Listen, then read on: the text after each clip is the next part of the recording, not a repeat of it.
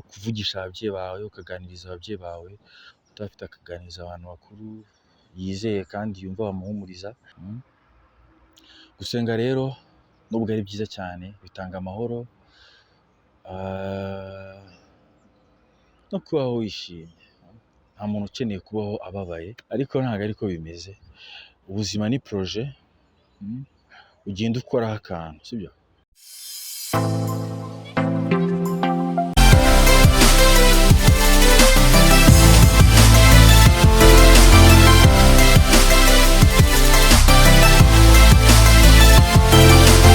Kuri The Flame 24 TV, ni Victor, ikiganiro ni The Lioness. Nk'uko twagiye tubivuga mu biganiro byagiye bitambuka, ni ikiganiro kigamije kumotivana cyangwa se kwigira hamwe ibintu bishobora guhindura ubuzima bwacu bukaba bwiza kurushaho. Uyu munsi nabateguriye nk'ibintu nka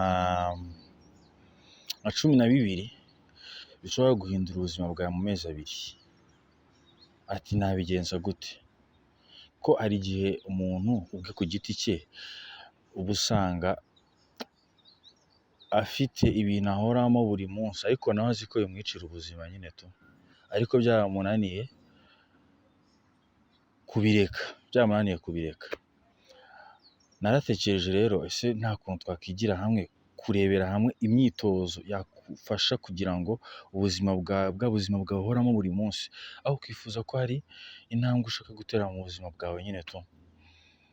Bwa buzima rero uhoramo bwakunaniye kureka, wenda tuvuge urugero, hari ibintu ukora ariko si zo nzozi zawe, kandi ibyo bintu kubikora buri gihe usanga, cyangwa se destin yawe, kugira ngo ugendane na destin yawe ugasanga biragoranye kabisa. Ariko hari imyitozo kugira ngo uhindure ubuzima bwawe, hari imyitozo ugomba gukora. Ya myitozo rero uba ugomba gukora niyo tugiye kurebera hamwe, dufatikanye kwiga. Ntabwo nzi ibintu byinshi ku buryo burenze, ariko nawe ufite ibitekerezo ushobora gutanga hasi kugira ngo tubashe gufatikanya kwiga no guhozaho. Navuga ko uyu munsi rero tugiye kubirebera hamwe. Umwe mu mugenzo ufite kugufasha kugira ngo uhindure ubuzima bwawe mu gihe kitarengeje amezi 2, harimo kubyuka kare. Kubyuka kare, iyo ubyutse kare, mbere y'uko ubyuka kare, mbere y'uko ubyuka kare, ubanza gupanga ijoro ryawe. Mu ijoro ryawe ukavuga umunsi wanjye ejo uzaba umeze gute? Ukabipanga hakiri kare, nzakora iki. Nibyo bigufasha kubyuka kare. Kubyuka kare burya biterwa n'ibintu ubwawe ku giti cyawe, n'ingamba wishyiriyeho ku giti cyawe kugira ngo bwa buzima, ya mibereho ushaka kugeraho ibashe kugerwaho. Kubyuka kare rero ni imwe mu ngamba ushobora gufata kugira ngo uhindure ubuzima bwawe, kuko ubasha kubyukana intego ukazikomeza mu munsi kugeza urangiye. Ikindi cya kabiri, kwibagirwa imbuga nkoranyambaga.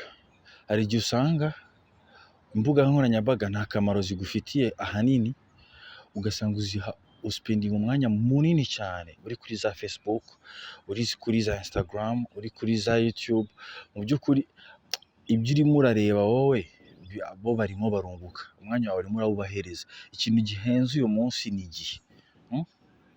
igihe, kuko bo biga uburyo abantu bagomba kubatwarira igihe. Icyo gihe rero uba utakaza, bo baba bari kucyungukiramo. Ugasanga rero ni ibintu bigoranye kubireka, ariko kimwe mu byo ushobora kuba wakirinda cyangwa se washyiraho ingamba zikomeye ni social media, cyane cyane Facebook. Uko uyu munsi ufite akagahunda, hagiyeho Facebook, nihajyaho Facebook, umuntu arakwandikiye, murachatinze, umunsi wawe urarangiye, ugasanga bya bindi byose warapanze ku munsi byose birapfuye. Kimwe na Instagram, ushobora kuyikura muri telefone yawe, kuko akenshi ushobora gusanga nta kamaro ibigufitiye. Nta kamaro igufitiye, navuga ko nubwo yaba ikagufitiye, ufite kuyihereza umwanya runaka, ntibe ikintu gihoraho gifite umwanya munini mu buzima bwawe, niko navuga. Ikindi twavugaho ni gufunga notification ziri kuri social media zawe. Gufunga notification ziri kuri social media zawe. Iyo ufunze notification rero akenshi usanga bigufasha kuko hari notification iza zitari ingenzi, ugasanga zirimo zirakurira uwo mwanya nyine nk'ibyo twahoze tuvuga. Ikintu gihenze ni umwanya, ikintu gihenze ni igihe, ikintu gihenze ni ikintu uhaye umwanya wawe ako kanya kandi uzi ko wenda kitari buze kukubyarira inyungu. Yego byose ko bigomba kutugirira inyungu, hari n'igihe uba uri kuruhuka ushobora kujya kuri Instagram urimo uraruhuka. Kwiga gukoresha igihe cyawe neza. Ukavuga ndimo ndakoresha igihe cyanjye muri ubu buryo. Social media notifications zigomba kuza, hari ibyo ngomba gukora, hari ibyo ngomba kuzindukiraho, hari ibyo ngomba gushyira ku murongo. Ariko social media ntizibe ikintu kigomba gufata umwanya munini ku buzima bwawe. Nujya kuryama ntukarenze saa 5 kuko buriya kubyuka kare nanone nk'uko twabitangiriyeho bigendera hanini igihe waryamiye. Hari amasaha uba ugomba kuryama umubiri wawe nawo ukaruhuka kuko ntushobora gukora akazi kose kandi uzi ko utaruhutse neza. N'umubiri rero guhananirwa. Ushobora kuvangavangamo ibintu byinshi wenda uzi ko bitakunaniza, ariko na cya gihe uba wagiye kuri izo social media, wagiye mu bintu bituma amaso yawe ananirwa, uba wananiwe cyane. Uba ufite kuryama rero umubiri ukaruhuka ku buryo utangirana umunsi amafreshe, ukora cyane, ushyiramo imbaraga mu byo ushaka byose kugeraho. Ujye uvugisha ababyeyi bawe. Kuvugisha ababyeyi bawe niba ubafite, ndi kuvuga wenda ku rubyiruko, hariho abatabafite, n'utabafite wenda afite umuntu mukuru ashobora kuba yagisha inama, niko navuga. Niba uba wenyine, uba mu buzima bwawe bwa wenyine, ariko hariho ikintu gifasha umuntu. Kuganiriza abantu bakuru burya bifasha abantu.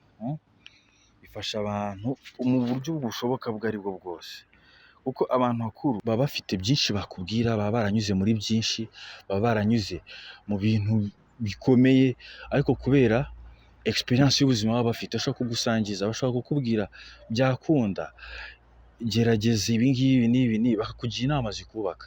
Aho kugira ngo utangire wica intege uvuga ati ntabwo ibi nabikora, ntabwo nabishobora, ibi sinabikunda. Tekereza positivement, utekereze ibintu bigufitiye akamaro. Niba uganirije umuntu akaba ashobora kukumva, akaba ashobora kuguha umwanya we, akakugira n'izo nama, ni ikintu cyonyine ukeneye. Usibye kuganiriza ababyeyi bawe, n'ababyeyi bawe ni byiza. Abantu benshi kubera ko dufite ababyeyi akenshi batubwira ibintu ugasanga ntabwo turi kubyumva kimwe. Yego baba bafite ubuzima baba baranyuzemo butandukanye n'ubwo uyu munsi urimo, ariko ntekereza ko kimwe mu bintu byagufasha ni ukwegera abantu bakuru cyane ariko bafite ibitekerezo bizima. Bitabujije ko hari n'abatekereza nabi kandi ari bakuru. Shaka abantu bakuru bafite ibitekerezo bizima, byubaka, bigufitiye akamaro, bifite ahantu bikuvana bikajyana n'ahantu bikugeza nyine tu. Ikindi ujye ufasha buri muntu wese ugusabye ubufasha, utitaye ngo uyu kanaka ndabona ameze gutya. Kuko buri muntu wese agira ikibazo kandi kimuremereye. Utitaye ngo kanaka ngo ni umukire cyangwa se ngo ubufasha ubwo aribwo bwose, bushobora kuba ubw'amafaranga, bushobora kuba ubwo bamutiza imbaraga zawe, kugira ngo za mbaraga zawe wamutijije ni ubufasha. Gufasha umuntu, kumufasha yagize agafete ukaza ukamufasha gusavinga abantu, yagize ibyago ukaza kumufasha kwakira abantu no kumufata mu mugongo. Ni kimwe mu bintu bizatuma nawe ushobora kuba wumva ubayeho neza, kuko urimo urakora ibintu wumva wishimiye kandi ukunze, kandi bihindura ubuzima bwawe. Ntukihagarareho igihe cyose ukeneye ubufasha. Mu minsi turimo dufite ibibazo byinshi, abantu dufite kubaho neza kandi dufite kubeshaho n'abandi igihe ufite ubushobozi, ariko usanga ahanini akenshi twihagararaho kubera ko ntabwo tuzi intego z'ubuzima bwacu. Uyu muntu nimutekereza ikibazo cyanjye cyangwa nimubwira igitekerezo cyanjye, araza kukijyana, usange ngiye mbiguyemo. ni byiza ko dusangira ibitekerezo, bya bitekerezo bikaduha umurongo, noneho wa murongo ngenderwaho nyirizina niwo ugufasha kumva ko utari wenyine. Ibitekerezo ufite kubiganiriza abandi bantu, ufite kubibwira abandi bantu bagufasha, bakwitayeho, bashaka ko utera imbere, utitaye ngo mu igitekerezo cyanjye barakijyana, cyangwa ugasanga uhuye n'ikibazo urakihereranye. Shaka umuntu wizeye kandi wumva ko atagusubiza inyuma mu bitekerezo byawe, umubwire igitekerezo cyawe, ntiwihagarareho igihe ukeneye ubufasha, nawe usabe ubufasha. Nta muntu wigira ijana ku ijana, ushobora gusaba ubufasha bw'ibitekerezo, ni ibintu bigiye bitandukanye. Ikindi, ntugatakaze umwanya wawe ukwirakwiza ibihuha. Hariho abantu tubyuka buri munsi tugomba kumva ko tugomba kuvuga amakuru atari yo, twumva twishakiye. Hariho abantu bagira inkuru z'ibihuha, akazinduka yumva ashaka kuvuga ibihuha gusa, haba avuga abantu, haba avuga ibintu muri rusange, ugasanga mu munsi wose yirirwa akora ibyo bintu byonyine. Ese ubwo urumva ubuzima bwawe butondetse gute? Umurongo bugenderaho ni uwuhe? Kuko kuvuga abantu keretse ari amakuru, nyine ari amakuru yinjiriza abantu nk'ibinyamakuru bigiye bitandukanye, ariko kuvuga make ni ingenzi, kandi ukavuga uziga, kandi ukavuga witwararitse, ku buryo utavuga ibintu bikomeretsa abantu, cyangwa se ngo usange umuntu yakwishyizemo we ubwe ku giti cye, kubera ko uruvuga ibintu bimusebya, uruvuga ibintu bimwangiriza ubuzima. Ntabwo ari byiza. Wakwiye rero muri aya mezi abiri, niba ushaka ko ubuzima bwawe buhinduka, wagakwiye kwitoza iyi myitozo turi kugenda tuvugira hamwe. Ni ukwigira hamwe. Ushobora kubivuga nabi, nawe ufite ukuntu ubyumva, nicyo commentaire zibereyeho. Urajya munsi muri commentaire uduhe igitekerezo cyawe, ubashe gufasha abantu, nawe ubashe kwifasha. Ikindi twavuga hano ni ukuzibukira ibintu bibi byose ukora wiherereye. Ushobora kubona umuntu yitonda, ni byiza ko hariho ababikora ku mugaragaro, ko buriya biba bishobora gukosoka, ariko hari n'ibyo ukora nawe ubwawe wiherereye, ugasanga urakora ibintu bigiye bitandukanye ariko bitari byiza. Iyo mico mibi yose ufite kuyizibukira, ufite kuyishyira ku ruhande, ufite ubwawe kongera kwisubiramo, ukitekerezamo, ugasubira mu bitekerezo byawe. Ese ibi natekerezaga uyu munsi ni ukuntu umeze uyu munsi, hari aho bihurira? Ugasanga ntaho bihurira. Niho hahandi uhita utangira kuvuga ndi mu murongo utari uwa nyawo. Uko mbere y'uko umuntu ahinduka, hari ibyo aba yaratekerezaga, noneho ibitekerezo bye bikaza guhinduka. Kandi iyo bihindutse, ahanini akenshi usanga bihindura ibintu byari kugomba kugirira akamaro ejo hazaza.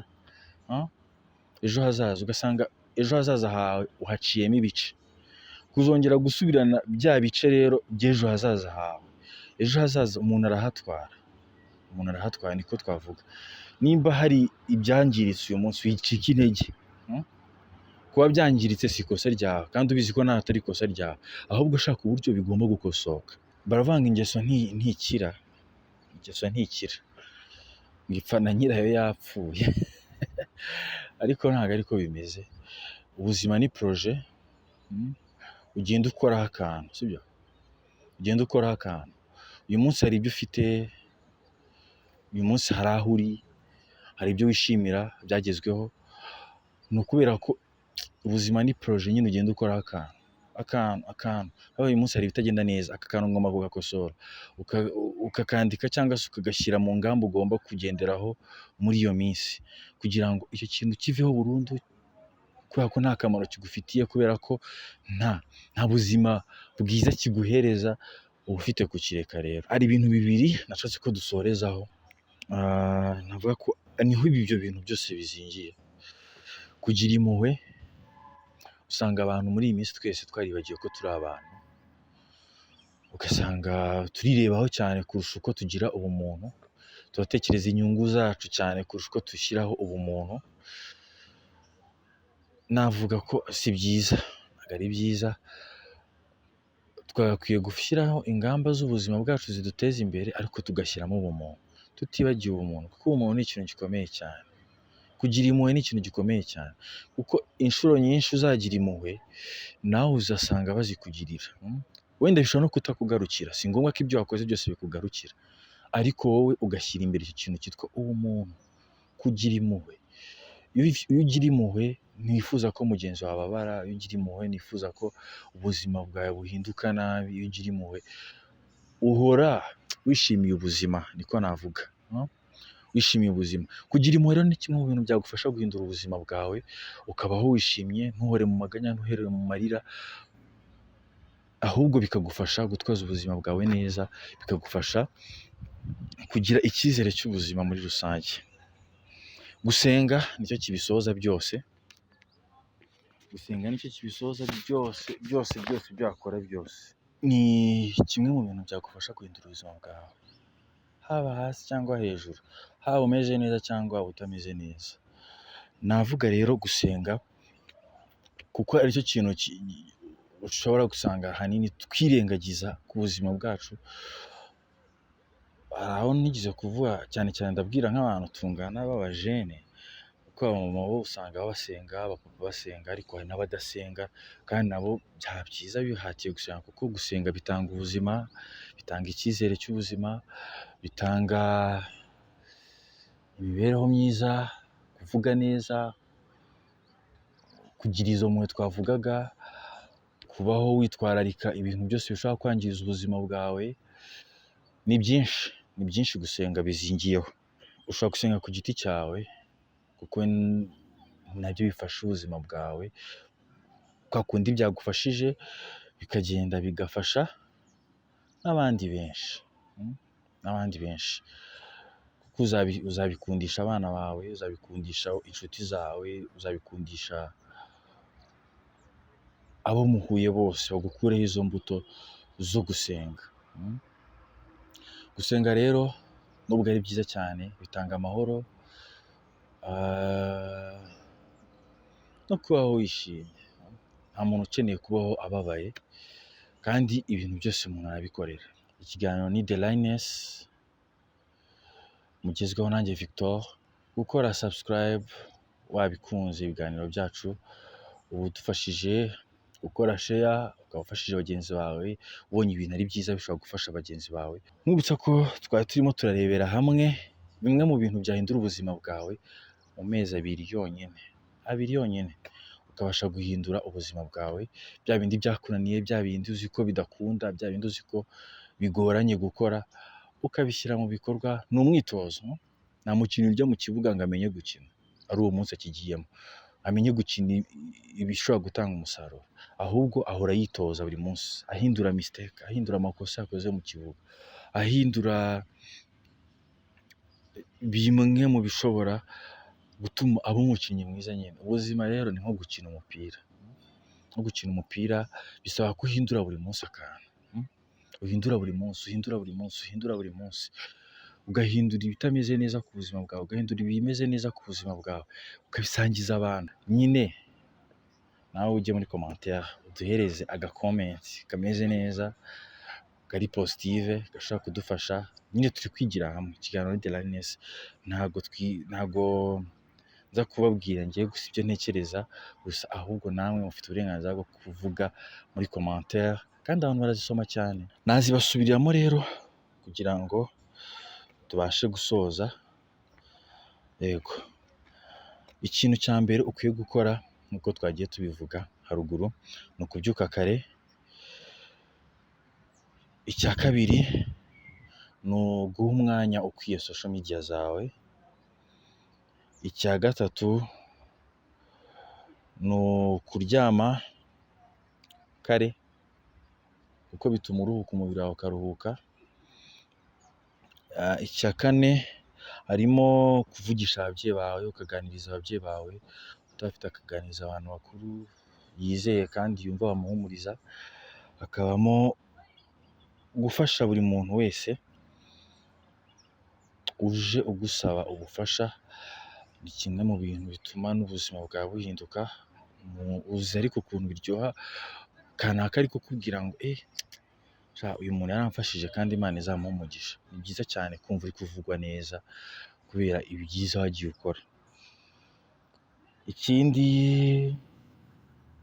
nawe ubwawe ntukihagararaho igihe cyose ukeneye ubufasha, ugerageze nawe kwaka ubufasha butandukanye yaba ubw'amafaranga ndetse n'ubw'ibitekerezo, ntugatakaze umwanya wawe ukwirakwiza ibihuha, kuvuga amakuru udafitiye gihamya ni ubujajwa.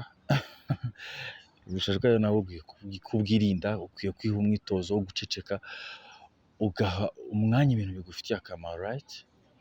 Hakabaho kuzibukira ingeso mbi zose n'imico mibi yose, tugasoreza kugira impuhwe ndetse no gusenga, bizadufasha kugira ngo aya mezi abiri ushaka guhindura ubuzima bwawe nyine, ibi bintu wabigenderaho kandi nyuma uzambwira ko byagufashije. Mwakoze cyane kudutega amatwi, ni Victor, ibiganiro ni byinshi kuri The Flame 24 TV, kora subscribe kugira ngo ibyiza nk'ibi ntibikagucike. Murakoze cyane, mugira Imana. Agaragara fresh. Byatanga ariko ntabwo inkweto ziri kugaragara, aragaragara gutya hafi ni fresh, yasa neza cyane. Harimo akantu k'umutwe kari gutera, ni kari kose.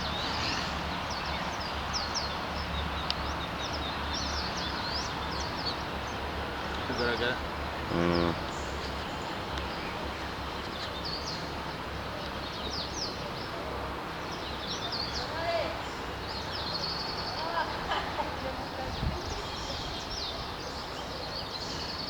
Kugaragara fresh. Ndimo neza. Ni fresh, haba hejuru haba ku ruhande. Ku ruhande hari akantu, hejuru naho nyine urabona biringaniye. Ndimo neza.